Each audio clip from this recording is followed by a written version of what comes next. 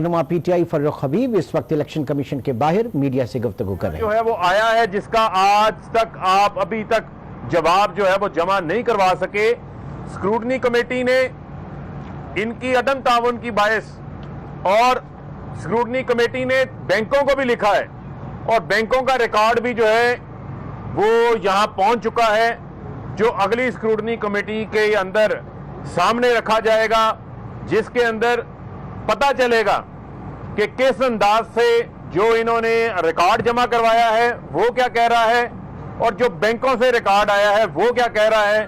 लेकिन इनके पास दिखाने को कोई रसीदें मौजूद नहीं है और हमेशा ये बड़े बड़े दावे करके, बड़ी बड़ी बातें करके हमेशा ये भाग जाते हैं। लेकिन इस बार हम इनको दुम दबाकर भागने नहीं देंगे, इनका जो है वो हम पीछा करेंगे।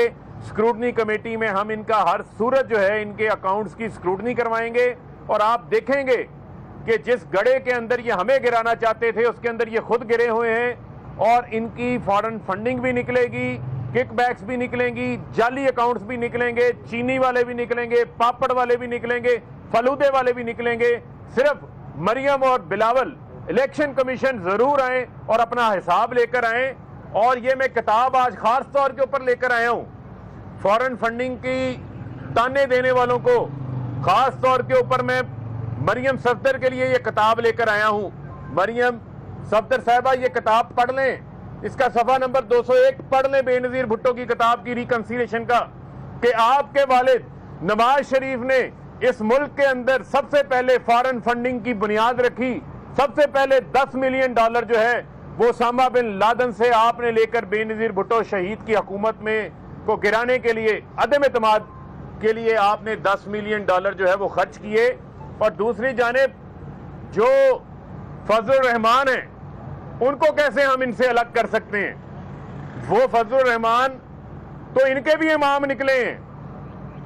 छोटे मियाँ तो छोटे मियाँ, बड़े मियाँ सुभान अल्लाह। आप देखें कि फजलुर रहमान साहब तो बबांगे दौल अपने दफातर के बाहर तख्तियां लगा के बैठे हुए हैं कि पेशावर के अंदर जो इनका दफ्तर है उस दफ्तर की जो फंडिंग है वो भी मोअम्मर कज़ाफी लीबिया से आई है। कि आप देखें कि एक गैर मुल्क का सरबराह वो पाकिस्तान की एक सियासी जमात को अपने दफ्तर बनाने के लिए भी फंड दे रहा है और उसमें बड़ा फखरिया अंदाज से इन्होंने लिखा हुआ है कि ये पैसा मोअम्मर कज़ाफी की तरफ से आया है। तो ये बात करते हैं फॉरेन फंडिंग की। हाफिज हुसैन अहमद साहब इंकशाफात कर चुके हैं। मैं इलेक्शन कमीशन से भी ये गुजारिश करूंगा कि इलेक्शन कमीशन जो 24 फरवरी को इनको नोटिस जारी हुआ है उसमें हाफिज हुसैन अहमद साहब को भी बुला लें, वो बार बार कह रहे हैं, मौलाना शुरानी को भी बुला लें, शुजाउल मुल्क को भी बुला लें, जो इस हवाले से बता रहे हैं कि उनके पास डॉक्यूमेंट्स हैं, रिकॉर्ड हैं।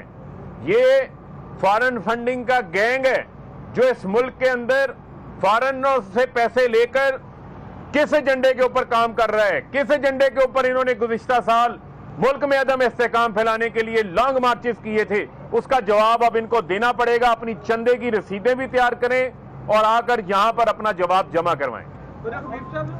अफगानिस्तान से भी पाकिस्तान तरक्की कर गया, करप्शन में 124वें नंबर के ऊपर आ गया है। तो ये देखें जहां तक रही बात, आप ट्रांसपेरेंसी इंटरनेशनल की रिपोर्ट के हवाले से बात कर रहे हैं, तो आपके इल्म में यह भी होना चाहिए कि हुकूमत का अज़म है, ये बड़ी मेहनत करके इन माफियाज ने इस मुल्क के हर इदारे को करप्ट किया है, निज़ाम को करप्ट किया है। इमरान खान इसके खिलाफ जंग लड़ रहा है। आप देखें कि परवेज मुशर्रफ वर्दी में थे, परवेज मुशर्रफ के नीचे सारी ब्यूरोक्रेसी थी, नैब उनके नीचे थी, इदारे उनके नीचे थे, पीसीओ के जजेस उनके नीचे थे, लेकिन मुशर्रफ इनके आगे नहीं खड़ा हो सका। इनके दबाव के आगे इनको एनआरओ देना पड़ा। एक एनआरओ नहीं, 2 एनआरओ देने पड़े।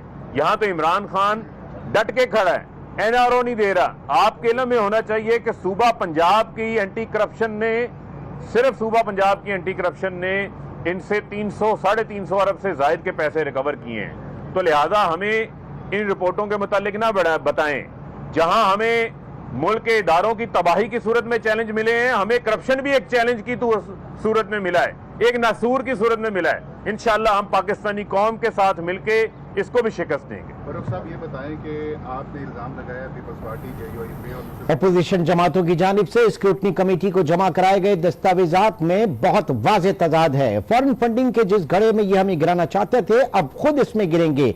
पीटीआई रहनुमा